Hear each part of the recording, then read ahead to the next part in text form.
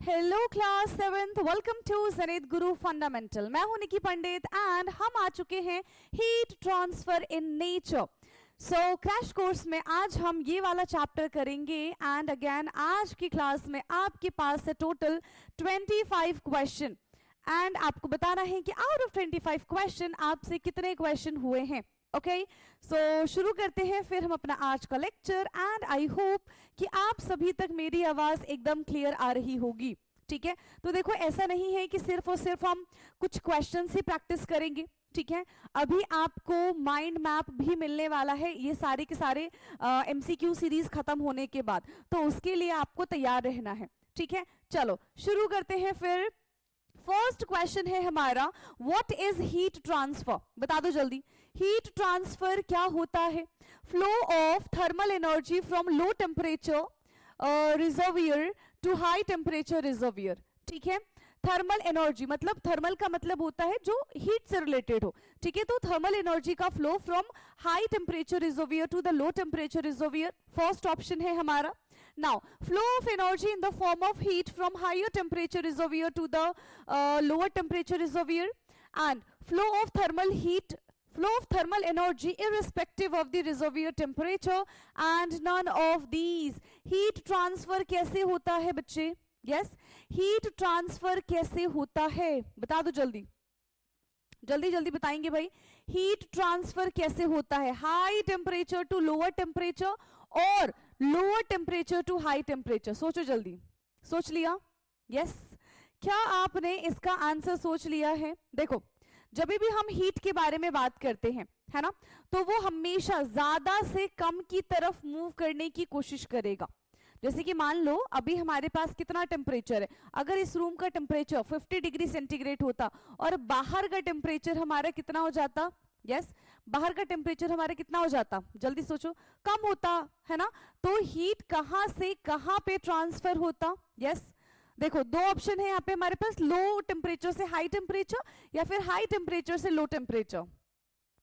सोच लिया है? क्या हो जाएगा? फ्लो ऑफ थर्मल एनर्जी, ठीक है, flow of thermal energy from low temperature to no, flow of energy in the form of heat from high temperature to the low temperature. जैसे मान लो ना, एक एग्जांपल समझाऊं, आप खाना बना रहे हो, आपने कढ़ाई चढ़ा दी, सब्जी उसमें बन रही है और आप करछी से उसको ऐसे घुमा रहे हो। अब आपने करछी उसी में छोड़ दी, कुछ टाइम के बाद क्या होगा? वो करछी थी ठंडी, धीरे धीरे हीट का जो ट्रांसफर जहां पे ज्यादा था उससे वो कम की तरफ मूव कर गई। Right, so question number 1, which option is correct? Option b हमारा यहां पे करेक्ट हो जाएगा। क्वेश्चन नंबर 1 का option B is the correct answer. Now next question है question number 2, which of the following is a method of heat transfer? कौन सा इसमें से हीट ट्रांसफर का मेथड है? कन्वेक्शन, रेडिएशन, कंडक्शन या फिर ऑल ऑफ द मेंशन्ड? जल्दी बता दो, कौन सा इसमें से हीट ट्रांसफर का मेथड है? कौन सा है बेटा? सारे के सारे ही हीट ट्रांसफर के मेथड है ना, सारे के सारे ही हीट ट्रांसफर के मेथड है यहां पे। सो क्वेश्चन नंबर 2 का option D, all of the mentioned is the correct answer. ठीक है, question number 2 option number D is the correct answer. Now next question है question number 3, which of the following is the rate of heat transfer unit? Heat transfer unit यानी कि heat को हम किस में major करेंगे बेटा? ऑप्शंस है हमारे पास, वाट, पास्कल, जूल या फिर न्यूटन। बता दो जल्दी, रेट ऑफ हीट को किसमें हम मेजर करते हैं? किसमें मेजर करते हैं? सो हीट की यूनिट होती है जूल। हम एनर्जी को, हीट को किसमें मेजर करेंगे बेटा? जूल में मेजर कर देते हैं। सो क्वेश्चन नंबर 3 का कौन सा ऑप्शन करेक्ट हो जाएगा? Option C is the correct answer. Question number 3 option c हमारा एकदम करेक्ट होगा। Okay, now next question number 4, for conduction heat transfer the heat energy propagate, कहां से heat energy propagate होगी? will be the minimal, सबसे कम। yes, सबसे कम किसमें heat transfer होगा? कॉपर, एयर, वाटर या फिर लेड? किसमें हीट सबसे कम ट्रांसफर होता है? कॉपर मेटल है भाई, बिल्कुल तुरंत वो हीट को ट्रांसफर कर देगा। लेड इज ऑल्सो मेटल, तो वो भी हीट को ट्रांसफर कर देगा। पानी भी हीट को ट्रांसफर करता है, बट एयर का मिनिमल होता है, मतलब सबसे कम जो रेट ऑफ ट्रांसफर होता है वो एयर का सबसे कम है। ठीक है, क्वेश्चन नंबर 4 का हो जाएगा हमारा ऑप्शन बी करेक्ट आंसर। क्या आप मेरे साथ साथ क्वेश्चन सॉल्व कर रहे हैं? Yes yes? जल्दी बता दो, क्या आप भी मेरे साथ साथ बेटा क्वेश्चन सॉल्व कर रहे हैं? यस और नो? यस है ना? Okay, so what is the process by which heat is transfer solid without movement of particles? यहां पे हीट का ट्रांसफर हो रहा है। यस, यहां पे हीट का ट्रांसफर हो रहा है विदाउट मूविंग दी पार्टिकल्स। क्या क्या ऑप्शंस है बच्चे? ऑप्शन है हमारे पास convection, radiation, conduction and evaporation. कहां पे हीट का ट्रांसफर होता है but without movement of particle, बिल्कुल भी पार्टिकल्स का मूवमेंट नहीं है। That is called conduction. क्या बोलते हैं उसको हम? कंडक्शन बोलते हैं। सो क्वेश्चन नंबर 5 का ऑप्शन सी हमारा करेक्ट हो जाएगा, दैट इज कंडक्शन। ओके, बढ़ जाए आगे। चलिए भाई, सो अब हम आते हैं क्वेश्चन नंबर 6 की तरफ। क्या है क्वेश्चन 6?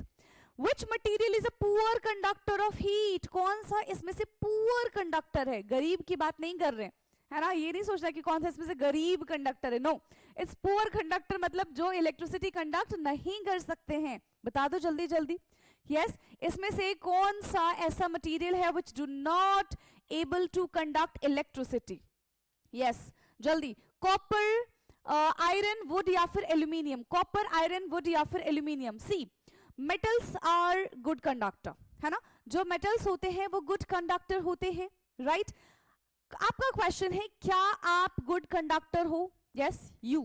क्या आप गुड कंडक्टर हो या बैड कंडक्टर हो? बताओ जल्दी, मुझे कमेंट में बताना, आप गुड कंडक्टर हैं या बैड कंडक्टर हैं? ठीक है, आप ही से पूछ रही हूं मैं।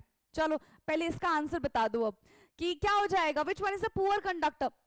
कॉपर, आयरन एंड एल्यूमिनियम, ये तीनों की तीनों हमारे मेटल्स है। क्या है? ये तीनों की तीनों मेटल्स है, but would is not metal, वो हमारा क्या हो जाएगा? पुअर कंडक्टर हो जाएगा। ठीक है, वुड जो है वो पुअर कंडक्टर में आ जाएगा। सो क्वेश्चन नंबर 6 का ऑप्शन सी हमारा एकदम करेक्ट है। Next question, question number 7, why are cooking utensils made up of metal? जो कुकिंग यूटेंसिल्स होते हैं वो मेटल के क्यों मिलके बने होते भाई? मेटल से क्यों मिलके बने होते cooking utensils? Yes, any idea? Any idea? जल्दी बता दो, क्यों मेटल से मिलके बने हुए होते हैं बेटा? क्या रीजन है इनका? क्योंकि मेटल जो होते हैं वो शाइनी होते हैं और हम चाहेंगे कि हमारे बर्तन जो है वो एकदम चमचमाते रहे, उसके लिए तो हम उसको धो भी सकते हैं, है ना? तो ये रीजन तो मुझे नहीं लगता। मेटल्स आर स्ट्रॉन्ग, ठीक है, metals conduct electricity, metals are good conductor of heat. क्या हो जाएगा? देखो, शाइनी नहीं है, ठीक है, क्योंकि एक बार हमने खाना बनाया तो गंदा वैसे भी हो जाना है, तो कहां से शाइन हम रख पाएंगे? ठीक है, मेटल्स आर स्ट्रॉन्ग, हाँ ठीक है, मेटल्स स्ट्रॉन्ग होते हैं। मेटल्स कंडक्ट इलेक्ट्रिसिटी, हमें खाना बनाना है तो हम इलेक्ट्रिसिटी का क्या हमारा रोल है? हम थोड़ी चाहेंगे खाना बना रहे इधर हमको करंट के झटके लग रहे, हम ये तो नहीं चाहेंगे, ठीक है, तो ये तो कोई रीजन नहीं हुआ। Metals are good conductor of heat, क्या ये सही रीजन हो सकता है? यस, क्या ये सही रीजन हो सकता है? Yes, definitely this is the correct answer for this question. Option D is the correct answer. हम मेटल के यूटेंसिल्स इसीलिए लेते हैं, मेटल्स के बर्तन इसीलिए लेते हैं क्योंकि वो गुड कंडक्टर ऑफ हीट होता है। सोचो, आपने कढ़ाई चढ़ा दी, कितना भी आप गैस जलाए जा रहे हो, हाई फ्लेम पे आपने कढ़ाई रख दी, बट वो गर्म ही नहीं हो रही है, तो क्या फायदा? आपका एलपीजी वेस्ट हो जाएगा, खाना तो वैसे भी नहीं बनना है। ठीक है, तो हम मेटल इसलिए सिलेक्ट करते हैं because metals are the good conductor of heat, जो हमें खाना पकाने में मदद करेगा। ठीक है, सो क्वेश्चन नंबर 7 का ऑप्शन डी हमारा करेक्ट है। Now next question, question number 8, what happen to the air when it is heated? What happen to air? गर्म हवा, मतलब जब हवा गर्म हो जाती है तो क्या होता है? वो कॉन्ट्रैक्ट हो जाता है, वो फिर ठंडा हो जाता है, एंड इट बिकम हेवियर, या फिर इट एक्सपैंड, वो फैल जाता है और वो ऊपर गुस्सा होके चला जाता है। बता दो जल्दी, क्या हो जाएगा? Yes, which option is the correct answer? क्या हो जाता है? देखो, हवा जब गर्म होती है ना तो वो लाइट वेट हो जाती है एंड वो एक्सपेंड हो जाती है। अब एक्सपेंड हो जाएगी, लाइट वेट हो जाएगी, तो वो ऊपर ऊपर ऊपर चली जाएगी। ठीक है, yes. So for this question, question number 8, it expand and rise, option d हमारा करेक्ट हो जाएगा, इट एक्सपेंड एंड राइज। ठीक है, बढ़े आगे। नाउ 9th क्वेश्चन है, which process does not required a medium for heat transfer? किस में हीट को ट्रांसफर करने के लिए मीडियम की रिक्वायरमेंट होती ही नहीं है। हाँ, हमें मीडियम की कोई रिक्वायरमेंट ही नहीं है। कंडक्शन, कन्वेक्शन, रेडिएशन या फिर evaporation, which one is the correct answer? Yes, which process does not required a medium for heat transfer? किसमें हमें मीडियम की जरूरत नहीं होती है? So that is radiation. Sun की जो रेज आती है ना, उसको एज सच कोई मीडियम की जरूरत नहीं होती। ठीक है, so for question number 9, which option is correct बेटा? कौन सा ऑप्शन हमारा करेक्ट हो जाएगा? It is radiation. Question number 9, option C is the correct answer. Okay, now let's move to another question. Question number 10, sea breeze occur during, sea breeze कब होता है? दिन के टाइम पे, रात के टाइम पे? दिन और रात कभी भी हो सकता है, या फिर सिर्फ ठंड में, जैसे अभी हो रही है ना ठंडी, वैसे ही सिर्फ ठंड में ही होता है? बता दो। यस, कब होता है लैंड ब्रीज? बताएंगे जल्दी जल्दी। तो बेटा लैंड ब्रीज होता है डे टाइम में। कब होता है? डे टाइम में। जब लैंड की जो हीट है ना, लैंड के जो सॉइल है बेसिकली, वो जल्दी हीट हो जाती है, तो उसके ऊपर की जो एयर है वो भी हीट हो जाएगी एंड इट मूव फास्टर। किसकी तरफ मूव करेगी? वो सी की तरफ मूव करना शुरू कर देगी। ठीक है, आ गया समझ में? सो डे के टाइम पे सी ब्रीज होता है ना, डे के टाइम पे सी ब्रीज होता है, और एक होता है लैंड ब्रीज जो कि नाइट के टाइम पे होता है। ठीक है, चलो नाउ नेक्स्ट है हमारा, चलो लैंड ब्रीज से ही क्वेश्चन आ गया। So land breeze occur because, land breeze होता है, क्यों होता है भाई? क्योंकि land heat faster, sea cool faster, land cool faster, sea is cooler at night.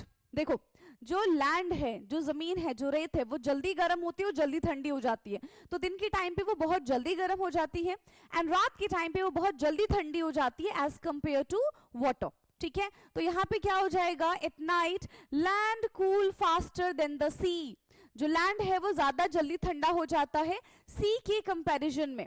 So for this question option number C is the correct answer. क्या आप भी करेक्ट आंसर कर रहे हो? यस, जल्दी बताएंगे। क्या आप भी मुझे करेक्ट आंसर बता रहे हैं? आप अपने नोटबुक में करेक्ट आंसर लिख रहे हैं कि नहीं लिख रहे हैं? नाउ नेक्स्ट क्वेश्चन पे आओ। The warmth felt from sun is due to, सन से हमें थोड़ी बहुत वार्मथ मिलती है, थोड़ी बहुत क्या, बहुत सारी वार्मथ मिलती है। ठीक है, तो ऐसा क्यों है? किसकी वजह से ये चीजें हो रही हैं? बता दो जल्दी, किसकी वजह से ये चीजें हो रही हैं? कंडक्शन, कन्वेक्शन, इवापोरेशन या फिर radiation? Yes, conduction, convection, evaporation या फिर रेडिएशन, किसकी वजह से हो रही है ये? तो ये होता है रेडिएशंस की वजह से। सन की जो रेज है वो हम तक आती है विदाउट एनी मीडियम, तो उसको हम क्या कहते हैं? रेडिएशंस कहते हैं, एंड उसी रेडिएशंस की वजह से we feel warmth. Okay, so question number 12, option D is the correct answer. ठीक है, आ रहा है समझ में? नाउ नेक्स्ट क्वेश्चन पे आओ। Question number 13, in which direction does smoke from incense stick move? आपने जला दी है अगरबत्ती, जली हुई अगरबत्ती देखी है आप सबने, है ना? तो उसका जो हम बोल सकते हैं स्मोक जो होता है वो किस डायरेक्शन में जाता है? अपवर्ड डायरेक्शन में, डाउनवर्ड डायरेक्शन में, साइडवेज डायरेक्शन में, या फिर किसी भी डायरेक्शन में जाए भाई? किसी भी डायरेक्शन में जा सकता है, हम चेक ही नहीं करते हैं। कहां पे जाता है बताओ, सोचो जरा। आपने जलती हुई अगरबत्ती देखी है ना, अगरबत्ती हमने जला दी, जल रही है, उसका जो धुआं होता है, उसके जो स्मोक होती है, वो कहां कहां जाती है? ऊपर जाती है। ऐसा क्यों होता है? यस, वो हमेशा अपवर्ड डायरेक्शन में जाती है। ऐसा क्यों? जल्दी बताएंगे। वो हमेशा अपवर्ड डायरेक्शन में ही क्यों जाती है? क्योंकि उसके आसपास की जो एयर है, वो जो एयर है वो लाइट वेट है ना? और जो लाइट वेट होगा, जो गर्म एयर होता है, वो हमेशा किसकी तरफ मूव करती है? वो हमेशा ऊपर की साइड ही मूव करेगी। ठीक है, वो हमेशा ऊपर की साइड ही मूव करेगी। सो फॉर क्वेश्चन नंबर 13, कौन सा ऑप्शन हम बोल रहे हैं करेक्ट है? यस, कौन सा ऑप्शन हम करेक्ट बोल देंगे बेटा? It is upward. ठीक है, कौन सा हो जाएगा option correct? Option B is the correct answer, that is upward. Now question number 14th, why do we wear woolen cloth in winter? ठंडियों में, जैसे भी सर्दियां आ रही है ना, तो सर्दियों में हम वुलन क्लॉथ्स क्यों पहनते हैं? क्योंकि वो बहुत थिक होती है ना, क्योंकि वो लाइट को ट्रैप कर लेती है. They trap air which is a poor conductor and they absorb water. Yes, बता दो, हम ठंडियों में वुलन क्लॉथ्स क्यों पहनते हैं? क्या रीजन होता है? यस, देखो, वुलन क्लॉथ पहनने के पीछे का क्या रीजन है? वो एयर को ट्रैप कर लेती है, ठीक है, and air is a poor conductor. तो क्या होता है, हमारे जो वार्मथ है ना वो बाहर नहीं जाती है ना, हमारा जो वार्मथ है वो बाहर नहीं जाएगी, और बाहर से जो भी ठंडी ठंडी हवाएं हैं, है ना, जो भी ठंडी ठंडी हवाएं हैं वो हम तक नहीं आ पाएगी, and we feel warm. Clear? So air is a poor conductor of heat, that's why air is the poor conductor of heat. So for this question, option C is the correct answer. Okay, now for next question, question number 15th, which surface absorb more heat? कौन सा surface सबसे ज्यादा heat को absorb करेगा? Black, shiny, no, white, shiny, black या फिर transparent? ये तो देखो आपको पता है, ठंडियों में क्या करते हैं, जितने भी ना आपने देखे होंगे कि वुलन क्लोथ्स होते हैं ज्यादातर, ठीक है, वो डार्क कलर में आते हैं, और जितने भी गर्मियों के कपड़े होते हैं ना वो लाइट कलर में आते हैं. ऐसा क्यों? क्योंकि डार्क कलर क्या करता है, हीट को एब्जॉर्ब कर लेता है. लाइट कलर क्या करता है, हीट को रेडिएट कर देता है. तो यहाँ पे सबसे ज्यादा डार्क कलर कौन है? ब्लैक से डार्क कोई हो सकता है क्या? नहीं. सो ब्लैक सबसे ज्यादा डार्क कलर है. So black surface absorb more heat, and जब हम ब्लैक कपड़े पहनते हैं सर्दियों के टाइम पे, सो हमको ठंडी थोड़ी कम लगती है. क्यों? क्योंकि आसपास की हीट को वो एब्जॉर्ब कर लेता है. वही अगर हमने गर्मियों में ब्लैक पहन लिया तो फिर तो हमारे भाई पसीना पसीना हो जाएगा. ठीक है, बिल्कुल बहुत ज्यादा हमको गर्मी लग जाएगी ब्लैक पहनने के बाद, in case of summer. But अभी विंटर्स में हमको ब्लैक कपड़े ही पहनने चाहिए. Okay, so question number 15, option C is the correct answer, है ना. ऑप्शन सी हमारा यहाँ पे करेक्ट हो जाएगा. Now let's move to another question, question number 16. So question number 16th is, what is the continuous movement of water on earth? Continuous movement of water, इसको क्या कहते हैं? Condensation, water cycle, infiltration या फिर evaporation? Yes, continuous movement of water from the earth is called, क्या बोलेंगे बेटा इसको? Simple, water cycle. Water cycle के थ्रू यहाँ पे मूवमेंट होता रहता है. पानी जो है वो वेपर में कन्वर्ट हो जाएगा, फिर प्रेसिपिटेट यानी कि बारिश बन के वापस से हमारे पास आ जाएगा. ठीक है, सो वाटर साइकिल जो है ये पानी का मूवमेंट बनाए रखता है. राइट, वाटर साइकिल जो है वो पानी का मूवमेंट बनाए रखता है. नाउ नेक्स्ट क्वेश्चन, ठीक है, नेक्स्ट क्वेश्चन पे आ जाओ. Question number 17, what is infiltration? Yes, इससे पहले वाले क्वेश्चन में भी था हमारा कि इनफिल्टरेशन क्या होता है, बता दो. What is infiltration? So formation of cloud, movement of water undergoing boiling of water या फिर water turning into ice. क्या होता है infiltration? Yes, infiltration का मतलब होता है बेटा जब water जो है वो सीप होके ग्राउंड लेवल पे चला जाता है, ग्राउंड वाटर बन जाता है वो. ठीक है, so when water seeps through the soil into the ground water layer, that is called infiltration. क्या कहते हैं उसको हम? उसी को हम इनफिल्टरेशन कहते हैं. So for this question option B यानी कि क्वेश्चन नंबर 17 का ऑप्शन बी हमारा एकदम करेक्ट हो जाएगा. ओके, क्या ये बात समझ में आई है? नाउ अब हम चलते हैं क्वेश्चन नंबर 18 की तरफ. So question 18 is, what are aquifers? Yes, aquifers क्या होते हैं? Plant that store water, layer of soil underground, layer that store water या फिर water pipes. क्या होते हैं एक्वीफायर्स? जल्दी बताओ. Option A, option B, option C या फिर हमारा ऑप्शन डी हो जाएगा. So what are aquifers? क्या हो जाएगा एक्वीफायर्स? था ना हमारे बुक में. यस, सो एक्वीफायर्स वो होते हैं अंडरग्राउंड लेयर ऑफ रॉक और सेडिमेंट जो पानी को, ग्राउंड वाटर को स्टोर करता है. ठीक है, जो ग्राउंड वाटर को स्टोर करने में हेल्प करता है. So aquifers are the underground layer of the rock and rock और सेडिमेंट्स. ठीक है, आया आया आया, so for this question, question number 18 का ऑप्शन सी हमारा एकदम करेक्ट हो जाएगा. ठीक है, option C is the correct option for this question. चलो नेक्स्ट क्वेश्चन पे आते हैं. Question number 19, ice stupas help in. तो आइस के जो बड़े बड़े से स्तूपास बने होते हैं वो किस में हेल्प करते हैं? Building house, conserving heat, conserving water and providing electricity.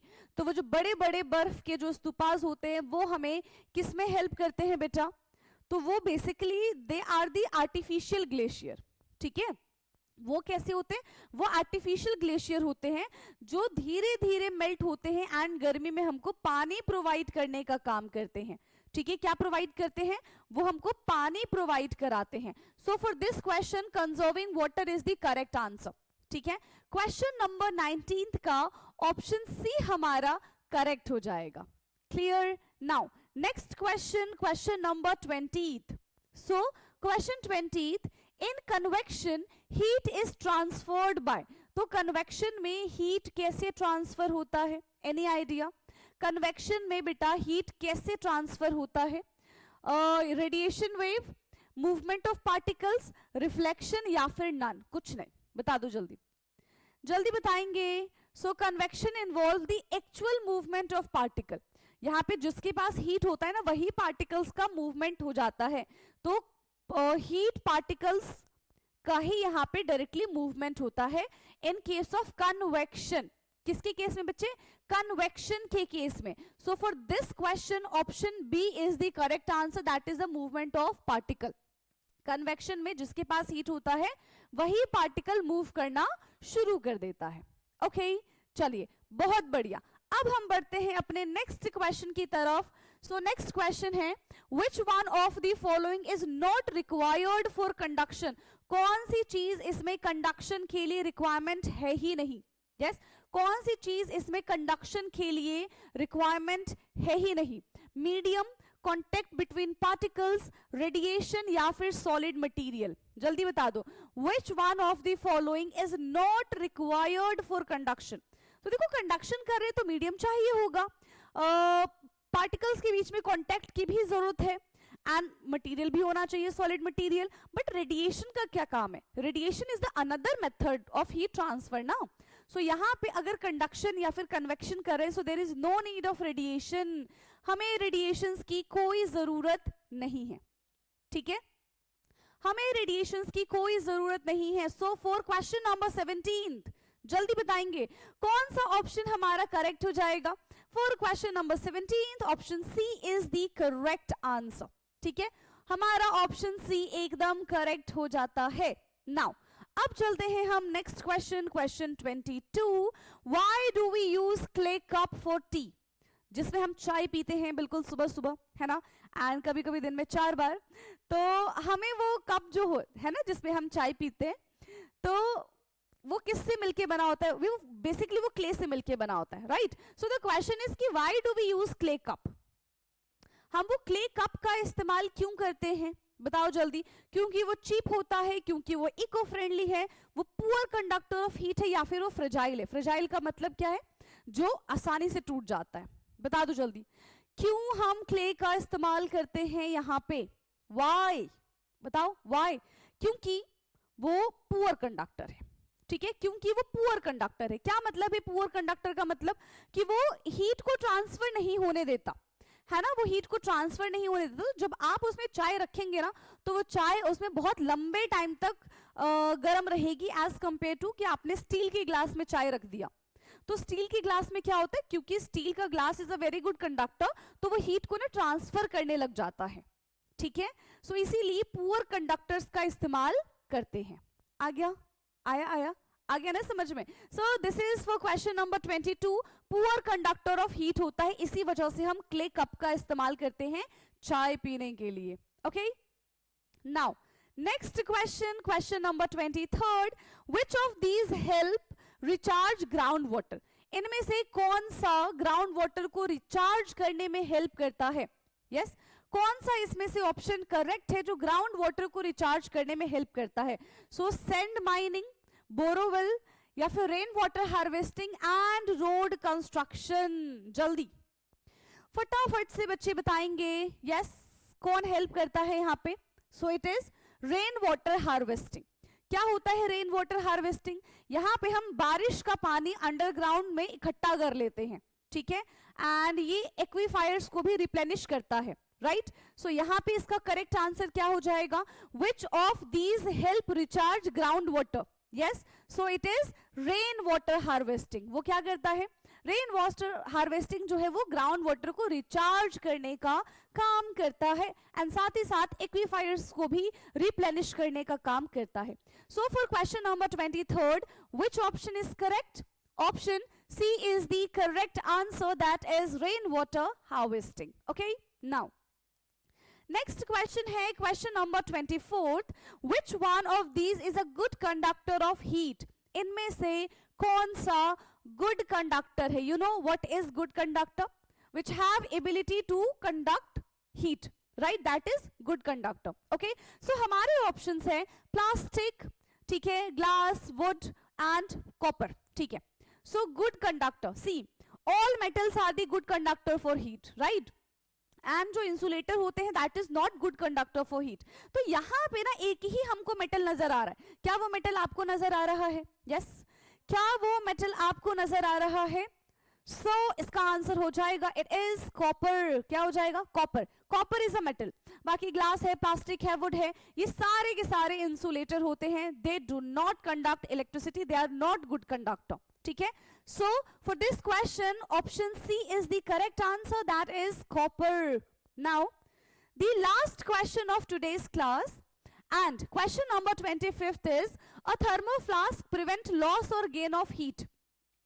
थर्मोफ्लास्क जो होता है, ठीक है, दैट इज, हम ऐसा बोल सकते हैं ना कि वो ना पता है कैसे नेचर का होता है? एडायबेटिक नेचर का होता है, which do not transfer heat, जो हीट को ट्रांसफर करने का काम बिल्कुल भी नहीं करता है, ठीक है, जो हीट को ट्रांसफर करने का काम नहीं करता।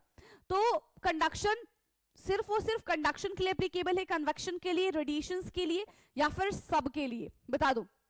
तो चाहे वो किसी भी टाइप का हीट हो, चाहे वो कंडक्शन की वजह से हीट हो, चाहे वो कन्वेक्शन की वजह से हीट हो, चाहे वो रेडिएशंस की वजह से हीट हो, या फिर वो इन सब की वजह से हीट हो, किसी को भी वो ट्रांसफर नहीं करता थर्मोफ्लास्क, ठीक है। सो लॉस और गेन ऑफ हीट नहीं करने देता है किसी में भी। For this question, question number 25 का कौन सा ऑप्शन करेक्ट हो जाएगा बेटा? Option D is the correct answer. कौन सा ऑप्शन करेक्ट हो जाएगा? ऑप्शन डी हमारा यहाँ पे करेक्ट हो जाएगा। क्लियर? ओके, सो इसी के साथ हमारा ये लेक्चर होता है समाप्त, जिसमें हमने टोटल 25 क्वेश्चन डिस्कस किए हैं एंड आई होप कि आपने भी बहुत ईमानदारी से मेरे साथ ये क्वेश्चन को सॉल्व किया है, जो कि आपके स्कूल एग्जाम्स में हेल्प करेंगे, डेफिनेटली हेल्प करेंगे। ओके, तो आप मुझे बताना कमेंट करके कि out of 25 questions how many questions you have done correctly. Okay, and बस अब हमारी मुलाकात हो जाएगी फटाफट से अपने नेक्स्ट क्लास में। तब तक के लिए आप इसको सॉल्व करिए एंड इसकी फोटो क्लिक करके मुझे ग्रुप में शेयर करिए, ठीक है, जैसे बाकी के बच्चे करते हैं उनमें आप भी शामिल हो जाइए। ओके, चलिए, तो thank you so much and bye bye, take care.